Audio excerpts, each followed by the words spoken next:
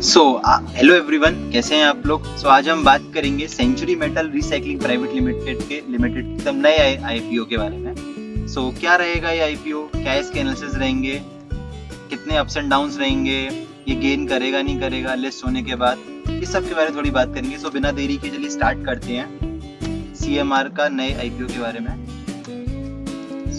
सबसे पहले तो जानते हैं सीएमआर इंडिया की लार्जेस्ट रिसाइकिल इंडस्ट्री है एल्यूमिनियम रिसाइकिल इंडस्ट्री में, एंड ये फोकस करती है एल्यूमिनियम बेस्ड मेटल स्क्रैप्स को एल्यूमिनियम एलॉयज में कन्वर्ट करने के लिए। एंड कंपनी के जो प्राइमरी कस्टमर्स है वो ऑटोमोटिव इंडस्ट्री है, specifically passenger vehicles and two wheelers. Company के इंडिया के बाहर भी एक्सटेंसिव ऑपरेशंस हैं like greater China, Europe and North America and some parts of South America also.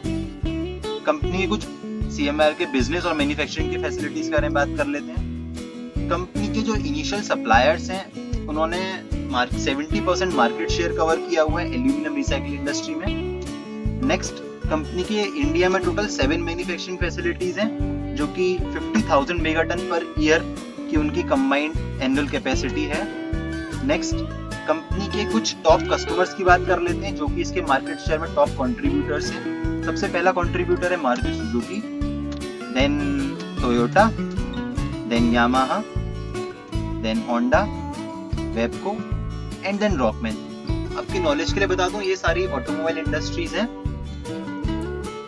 Company के जॉइंट वेंचर एग्रीमेंट की बात कर लेते हैं, कंपनी ने किसके साथ किया है। कंपनी का जो सबसे रिसेंट जॉइंट वेंचर एग्रीमेंट है वो चाइना की शीलू एनवायरमेंटल ग्रुप के साथ हुआ था। ये लोग अपना जो प्रोसेसिंग प्लांट है वो गुजरात में लगाने वाले हैं by the end of this year. And company का ऑलरेडी निक्की एंड टोयोटा के साथ टाई अप है, निक्की के साथ CMRN and Toyota CMRT। Company के ग्रोथ के मार्केट शेयर के बारे में थोड़ी बात कर लेते हैं। कंपनी ने 2030 में कंबाइंड एनुअल कैपेसिटी थी इसकी 12,800 मेगाटन पर ईयर की, जो कि 2019 में बढ़कर 50,000 मेगाटन पर ईयर की हो चुकी, जो कि मैं पहले बता चुका हूँ। यानी कि 2013 से 2019 के बीच इसका 75% का इसमें ग्रोथ आया है।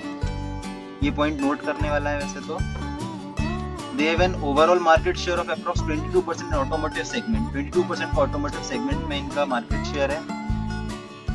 कंपनी के जो 45% मार्केट शेयर कवर किया वो नॉर्थ इंडिया में, बाकी 20% साउथ इंडिया में and rest eastern part of India. चलिए कंपनी के थोड़े फाइनेंशियल्स के बारे में बात कर लेते हैं। फाइनेंशियल ईयर 14 रेवेन्यू था इनका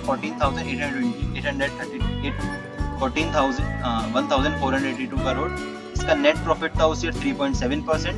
फाइनेंशियल ईयर में इनका रेवेन्यू 2000 करोड़ हुआ, बट ये देखने वाली बात है फाइनेंशियल ईयर 15 में इनका नेट प्रॉफिट 2.7% हो गया। तो फाइनेंशियल ईयर 15 कुछ ना कंपनी के लिए सही नहीं रहा था, जरूर उस टाइम पे कुछ ना कुछ हुआ होगा कंपनी के साथ, इससे इतना कम प्रॉफिट हुआ है।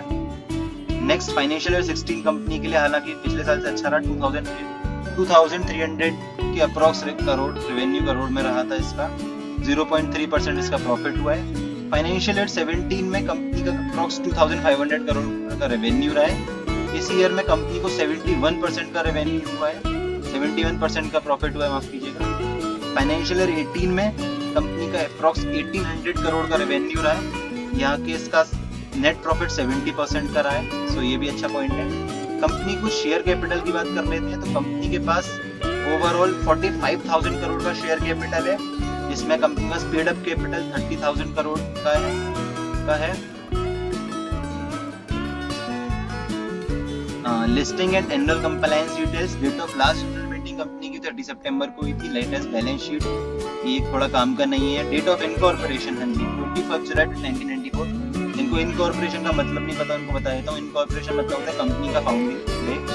सो ये इनकॉर्पोरेशन 21 जुलाई 1994 को हुआ था। एंड नेक्स्ट बात करते हैं पीयर कंपैरिजन की। एक यहाँ पर सीएमआर की तरफ से बहुत अच्छा वो है कि सीएमआर का कोई कंपटीशन नहीं है। लाइक आपने आईआरसीटीसी का आईपीओ के बारे में जब आया था तो लोग तब भी यही बोल रहे थे कि आईआरसीटीसी का कोई कंपटीशन नहीं है, क्योंकि आईआरसीटीसी से कोई दूसरी कंपनी नहीं है जो रेलवे को टूरिज्म और टिकटिंग प्रोवाइड करती हो, फैसिलिटी प्रोवाइड करती हो। सेम सीएमआरएल के साथ है। कंपनियां कोई भी कंपटीशन नहीं है, कोई भी रिसाइकलिंग इंडस्ट्री कंपनी इतनी बड़ी नहीं है और अभी बीएससी और एनएससी में रजिस्टर्ड भी नहीं हुई है, तो ये पहली होने वाली है। तो जहां तक है ये भी एक अच्छा पॉइंट मिल रहा है इसके आईपीओ को देखते हुए।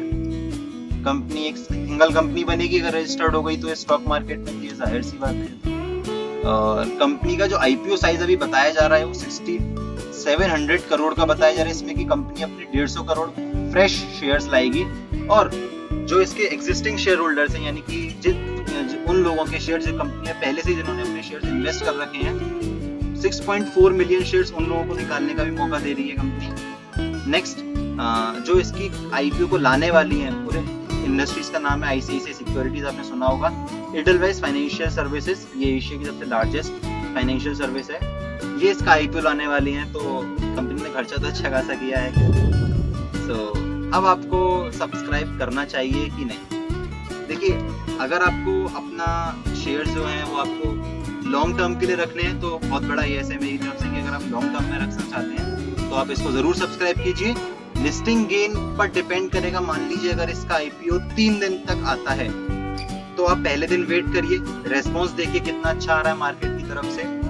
दूसरे दिन भी अगर आप थोड़ा पेशेंस रख सकते हैं तो दूसरे दिन भी देखिए रेस्पॉन्स कैसा आ रहा है। अगर रेस्पॉन्स अच्छा लग रहा है, इन्वेस्टर्स और सारे ब्रोकरेज फर्म्स पॉजिटिव सिंबल दे रहे हैं, कंपनी का टेक्निकल एनालिसिस तो अच्छा खासा है, तो आप सब्सक्राइब कीजिए, सिर्फ अगर आपको लिस्टिंग गेन करनी है। लेकिन अगर आपको लॉन्ग टर्म के लिए रखने हैं, आप इन्वेस्टर्स हैं तो लॉन्ग टर्म तक वेट कर सकते हैं, तो आप इसको जरूर सब्सक्राइब कीजिए।